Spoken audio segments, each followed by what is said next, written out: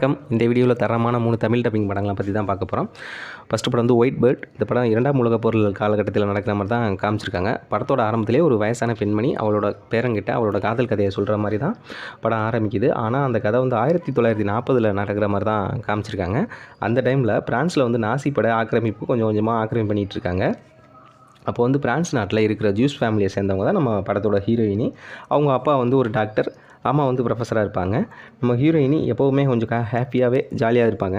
அப்புறம் நாசியோட படை வந்து கொஞ்சம் கொஞ்சமாக ஆக்கிரமிப்பு வரும்போது இந்த இடம் நம்மளுக்கு சொந்தம் இல்லையோ அப்படிங்கிற மாதிரி நம்ம ஹீரோயினி நினைக்கிறாங்க.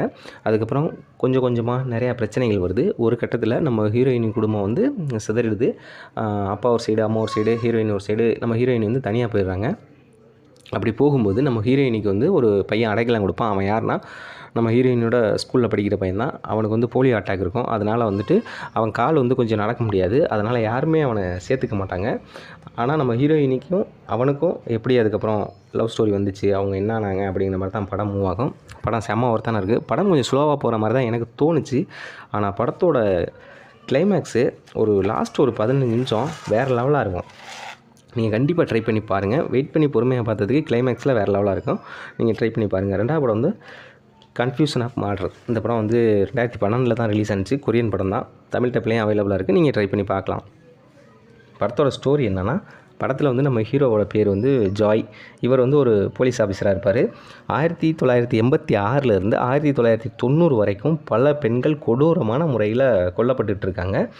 யார் பண்ணுனா என்ன அப்படிங்கிறத போலீஸ் தீவிரமாக தேடியும் அவரை வந்து கண்டுபிடிக்கவே முடியலை. ஆனால் ஒரு தருணத்தில் நம்ம ஹீரோ வந்து ஒரு முகமூடி போட்ட ஆள்கிட்ட செம்மையாக ஃபைட் பண்ணிகிட்ருக்காரு.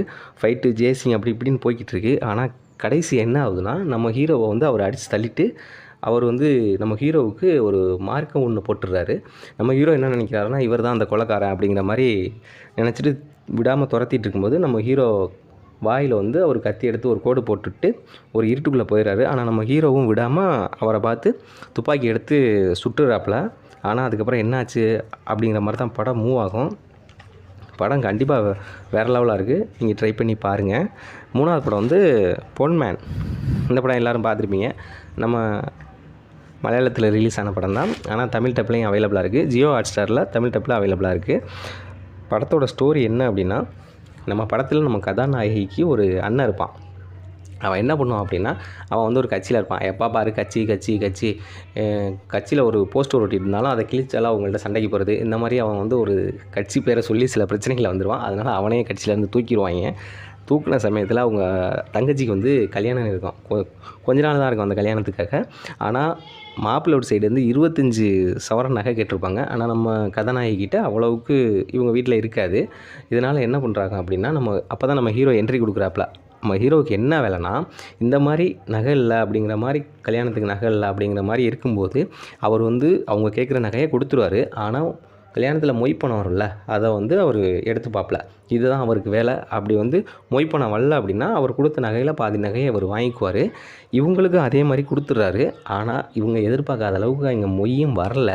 அதுக்கப்புறம் அந்த நகையை வாங்கினாரா இல்லையா அப்படிங்கிற மாதிரி தான் படம் மூவ் ஆகும். படம் கண்டிப்பாக நல்லா தான் இருக்குது. ஆனால் ஒரு என்ன சொல்கிறது, ஒரு நியாயமே இல்லை. யார் ஹீரோ யார் வில்லைங்கிற மாதிரியே இருக்குது. தெரியல என்னென்னு.